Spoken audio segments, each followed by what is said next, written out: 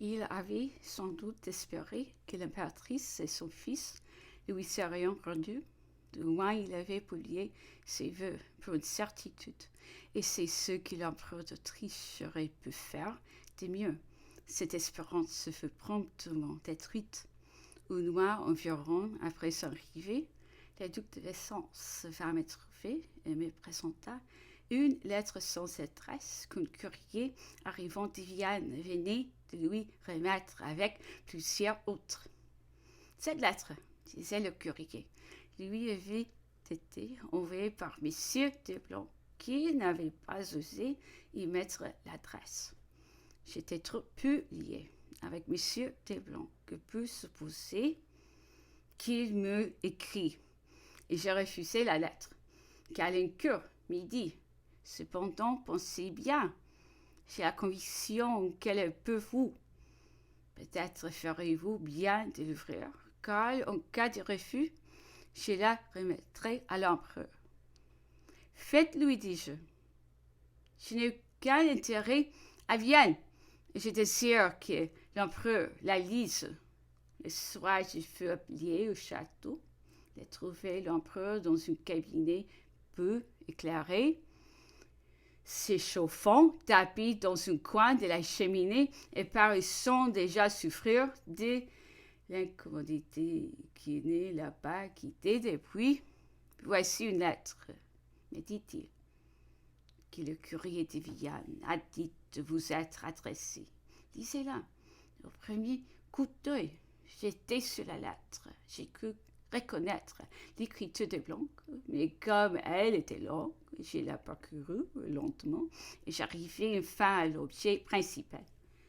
Blanc m'écrivait qu'il ne fallait pas compter sur l'impératrice, qu'elle ne cachait pas sa haine, oh my goodness, pour l'empereur, wow, et qu'elle était disposée à approuver toutes les mesures qu'on allait prendre contre lui, qu'il ne fallait pas penser à une réunion et qu'elle y poserait les plus grands obstacles dans le cas où il en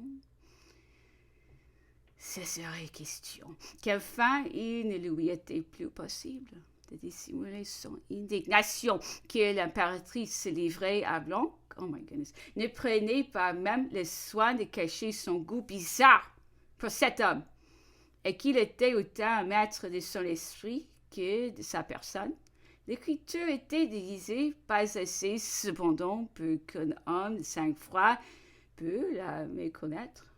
J'ai trouvé cependant dans cette confidence une chaleur des ailes et un mouvement de style qui n'appartenant pas à l'auteur de la lettre. Et tout en lisant, les soupçons des fins qu'elle avait été contrefaite et que c'était un piège tendu à l'empereur.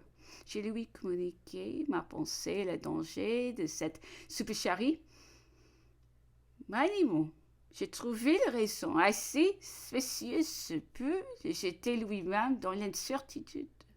Comment était possible, lui dis-je, que Blanc ait été assez imprudent pour écrire de telles choses à moi, qui ne suis pas son ami et qui a si peu vécu avec lui? Comment supposer que l'impératrice s'oublie dans de telles circonstances au point de manifester une telle haine et surtout assez pour se livrer à un homme qui possède sans doute ton cœur quelque don de plaire, mais qui cependant n'est plus jeune, qui a le visage défiguré et dont toute la personne offre si peu d'agréments? Mais me répondit l'empereur, Blanc m'est attaché, et quoiqu'il ne soit pas votre ami, et qu'il a ajouté un post-scriptum explique suffisamment les motifs de sa confidence, il était écrit effectivement au bas de la lettre. Je ne crois pas que vous puissiez dire la vérité à l'empereur. Cependant, fait-on l'usage qui vous paraîtra convenable? J'ai persisté cependant à soutenir la fausseté de cette lettre, et l'empereur me dit, allez trouver quelqu'un. Il y en a beaucoup d'autres de la même main, et la comparaison décidera de votre opinion ou de la sienne. J'allais trouver Calancourt qui me dit avec chaleur: La lettre est bien de Blanc. Et je ne doute pas un instant de la vérité des détails qu'elle contient. Il vaut mieux que l'empereur prenne son parti. Il n'y a plus rien à espérer de ses côtés. Cette triste découverte fit beaucoup de mal à l'empereur, car il aimait sincèrement l'impératrice. A-t-il espéré encore revoir son fils, qu'il chérissait très vivement?